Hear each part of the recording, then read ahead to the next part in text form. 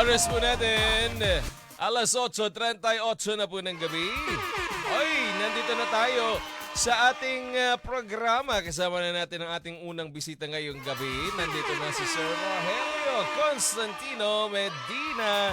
Magandang gabi po, Sir Rogelio. Sir Ogie. Ay, magandang gabi po. Yan ang nickname ni Sir Rogelio, Sir Ogie. Diba, Sir Ogie, ano? Yan ang nickname ni Sir Ogie. Pero alam niyo ba, si Sir Rogelio, isa itong writer and publicist ka rin, sir, di ba? PR public relations ano ka rin, expert, di ba? Yan. And, paano konti ko yung ating audio, Kuya Jonas? The best! Yan. Alright. Ikaw, Sir Rogelio, kamusta ka so far? Marunong ka magkapampangan, Sir Rogelio, Sir Ogie? Konti. Hindi. Pero nag-aaral, siyempre kailangan mag-aaral. Meron ka ng konting alam na Kapampangan. Kasi mami ko bihasa. Kapampangan kasi. Kapampangan. Meron ka na anong alam mo na word, Sir Ogie? Minsan nakakuha ko yung punto. Oo. Yung punto. Minsan kasi pag narinig mo makapampangan, parang iba yung sound nila, yung punto kasi nila, no, iba. But anyway, what makes you busy right now? Yan. Siyempre pagtuturo kasi love ko talaga yung pagtuturo talaga aside from writing. What are the subjects you're teaching right now, Sir Ogie? Supposed to be nabigla rin ako kasi kaya ako umuwi. Kahit na nandun ako sa States, naka-online na rin ako noon. Nag-start ako mag-online sa Pampanga, Mambalacat City College. Tuturo ako ng customer analytics, strategic management, at saka international business and trade. Uy, that's good! International business and trade. You know why? Because pumapasok kasi dyan yung iba't ibang yung mga entrepreneurs pwede dyan, di po ba? And also, when you do business, when you engage into entrepreneurship, pumapasok dyan hindi lang yung mga local entrepreneurs, maging yung mga nag-a-attempt din na gustong pumasok sa international business. Diba? What are the scope of the subjects that you teach in terms of the international business? Siyempre sinasama ko yung kultura kasi you have to adjust to the different cultures ng bawat bansa as an entrepreneur. So pinag-aaralan din namin yon. Kasi sa kami mga do's and don'ts when it comes to negotiation. For example, sabi ko, for example, Japanese ang ka-deal mo. Okay? Looking at them face to face isn't polite. Totoo ba? Yeah. Totoo talaga. Pero sa Western, sa Americans, kailangan eye to eye, di ba? Okay. Pero for the Japanese, it's sign of impolite. So kailangan, paano pag nakipag-usap ka sa mga Japanese, paano yun? You should avoid eye contact? Yes, avoid as much possible eye contact. Oh, ganun pala yun. So, ganun pala sa kanila. And you are also a linguist, Sir Ogie, no? Tama ba ako? When you say linguist, what does it mean? It deals with knowledge of languages. Kaya lang, ang kasi specialty ko sa kasi na master's ko English language. Okay. English language. Magaling ka mag-English language, alam ko. Pero siyempre, kailangan din namin ang pag-aralin ng Tagalog. Yeah. Although Tagalog is a dialect, Filipino talaga yung ano natin. So, pati actually, natuto rin ako ng Japanese, a little of Nihongo. Ano mga alam mong Nihongo? Ano ibig sabihin nun? Konti. Because I used to live in Japan. So, kumbaga nasanay na ako mag-Hapon. So, especially yung yung kanji. Kasi yung una ko kailangan matutunan mo yung kanji. Yung mga written. More on written ako talaga kasi mas alam ko. Alam niyo, husay nito ni Sir Ogie, Isn't it that you have already produced your own book? Tama ba, Sir Ogie? Meron ka na sarili mong libro? Meron, pero tinutulungan akong gumawa ngayon ng creative. Creative writing. I'm thinking in advance done tong remote kasi magiging sa pagtuturo ng kasi pinapano ko yung story ng buhay ng lolo't lola ko. During the war, paano na sinoli nila yung pera. Oh, the biography of your grandparents. Grandparents. Oh, that's Tutulungan nice. ako ni Danton. But I heard you are also now member of TESOL. What is TESOL? Teacher of English to Speakers of Other Languages. What's the purpose of TESOL, Sir Ogie? It's an international organization.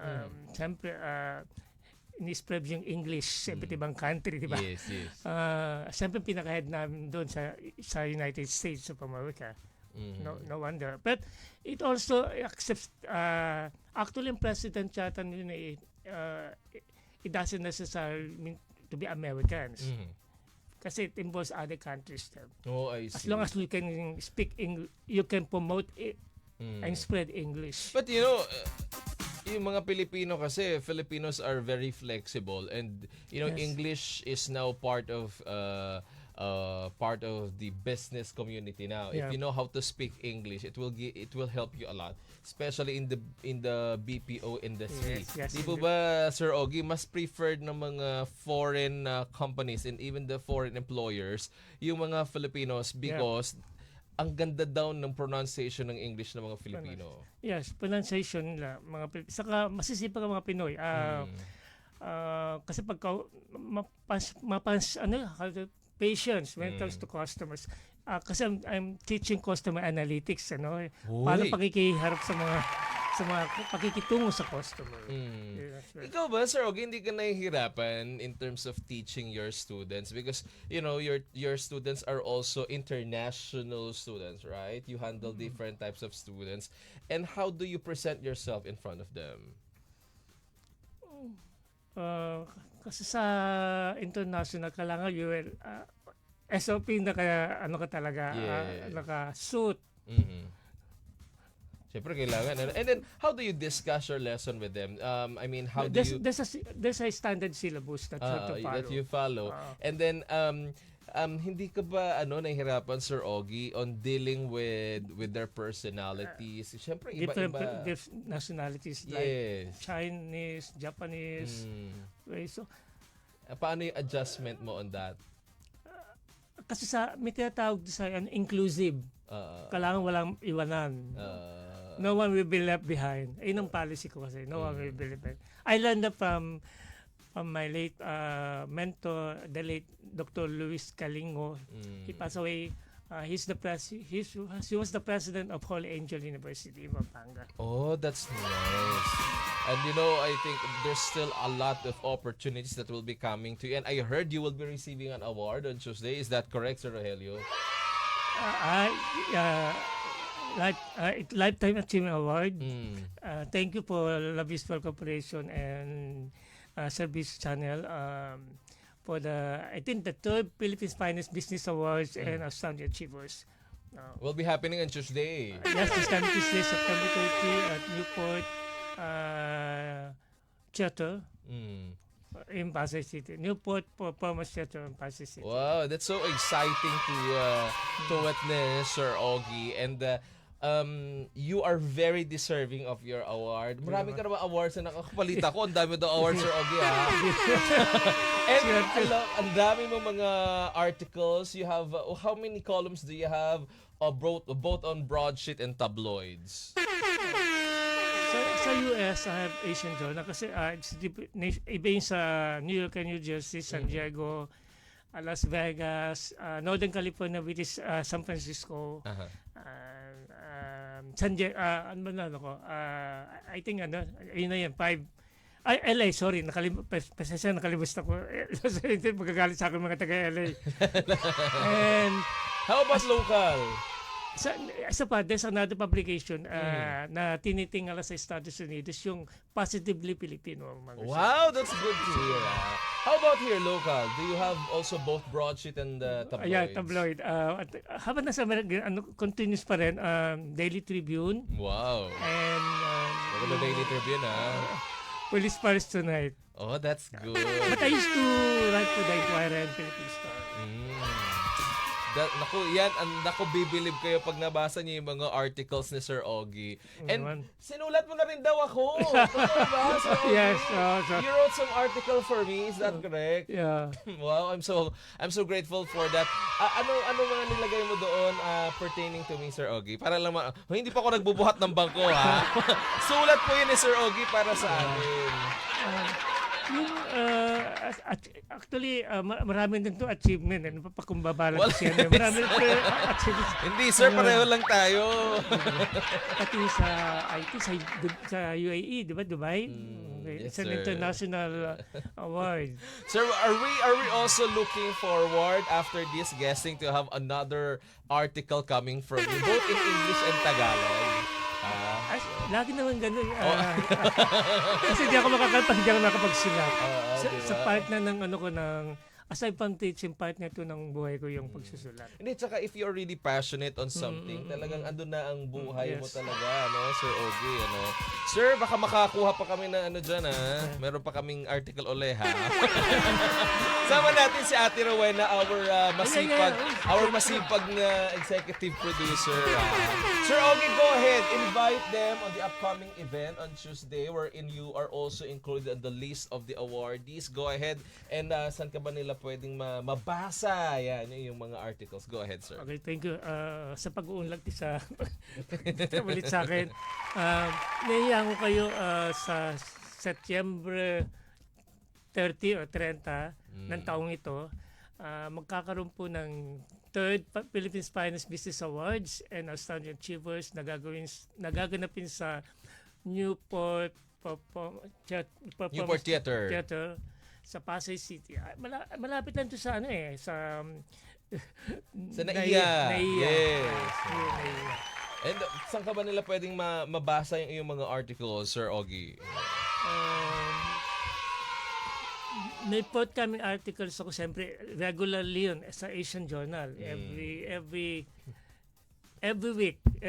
Oy, go. Sa limang area sa United States. And then yung siyempre sa Positively Filipino, pinopromote ko na rin actually Pilipinas Magazine to before. Oh, galing. Pilipinas. Kaya because of the ng technology, nag-shift sila to online. digital. Online. Okay lang yun. Pero ang importante, Sir Ogie, ikaw ay namamayagpag pa rin sa print industry. Congratulations, Sir Ogie, for visiting us on our program tonight. And congratulations in advance also sa iyong upcoming award. Sa iyo rin, pag-pag sa iyo. Sir Ogie, Sir Ogie, salamat sa pagpasya sa amin ngayong gabi. And of course, thank you to Ma'am Lalaine. Thank you po kay Ma'am Lalaine. Yeah. Lalaine G. Napakabait na. Saka lahat inaasikaso na talaga. Tsaka tayo, well promoted. Yes. Nakasalamat mo na. Nanonood sa atin si Ate Ruby Revilla. Ate Ruby Revilla, magandang gabi. Banggayon din si Ate Noreline Mananghayaw Boniao. Magandang gabi rin po si Levi Amper, si Antonio Lagunoy. Magandang gabi si Nanay Hermogena Lagunoy. Oy, si Alan Jake Apilado. Hello daw from Briton Containers. Watching daw sila from Cuyapon, Nueva Ecija.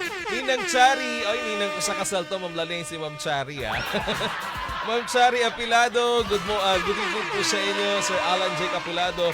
Ate Carmela Andrade Redolme, Nanay Ninita Andrade, na-miss kita. Wala ka last Thursday, Nanay Ninita. Mga suki natin to, Sir Ogie, tagapakinig natin lagi dito. Salamat, Jessin Jane Ramil, sa iyong pagtutok sa ating programa ngayong gabi. Sa Kuya Antonio Lagunoy, magandang gabi po sa inyo. Angelo Rehada, maraming salamat. Sir Ogie, again, thank you very much for visiting our program. At baka gusto mong batiin ng iyong family. Okay, binabati ko yung tita ko, yung retired teacher Pilar de Mesa, sa pagkukup sa akin dito sa Pilipinas. Although my family is in the United States, I'm with my binabati ko mami ko. Alam ko sana nanonood kayo. Kapatid ko, my mom is Rosita Constantino Medina, my sister Victoria Medina Isip. And also my brother-in-law, baka Baka magtampo. Vincent Isip. They're both working in the government. Thank you, Sir Rogelio.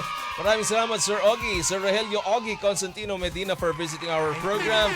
Sa ating pagbabalik, mga balita muna natin na ating mga Radyo Agila correspondents at mamaya sa ikalawang bahagi nating programa, isa namang events organizer, entrepreneur ang ating makakasama sa pagbabalik yan ng Wedge Minute, kwentuhan at balitaan. Ang pogi-pogi ko!